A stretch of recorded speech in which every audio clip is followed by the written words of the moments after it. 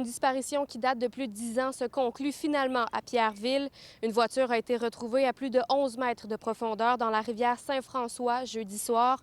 Selon les premières constatations, il s'agirait de celle d'Yvon Guévin, un ancien conseiller municipal qui a été porté disparu en 2014 à l'âge de 75 ans. Ça fait 11 ans, le 6 juillet. Ça s'avère que c'est le véhicule de mon père parce que la plaque d'immatriculation confirme que c'est vraiment le véhicule de mon père. Depuis 11 ans, la vie a continué, mais je pense que pour vraiment conclure, faire un deuil, puis vraiment là, boucler la boucle, on espérait vraiment retrouver le véhicule. Ce sont des plongeurs américains et australiens qui se spécialisent dans les cas de disparition qui ont fait la découverte du véhicule jeudi. L'équipe de plongeurs a élucidé 38 disparitions à travers le monde jusqu'à présent. We have found hundreds of cars underwater between Australia and the U.S. Vaughn, I thought, was the most findable person, being that his age was 75 years old.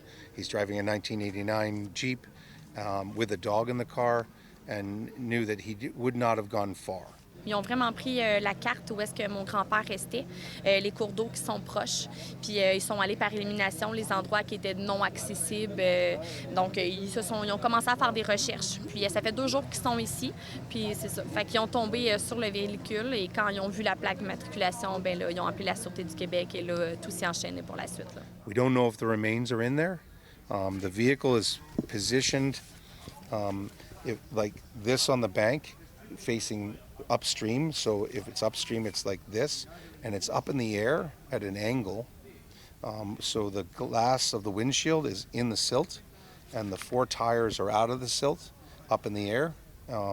But it is sitting in a position where you can't see inside the driver's window. L'équipe de plongeurs a l'intention de mener des recherches en fin de semaine afin de retrouver Mélissa Blais, une mère de famille portée disparue en 2017 à Louisville. Vendredi, les policiers de la Sûreté du Québec tentaient toujours de sortir le véhicule de l'eau, une opération qui est complexe. L'enquête suivra son cours afin de déterminer les causes et circonstances de cet événement. À Pierreville, Alice Tran pour Nouveau Info.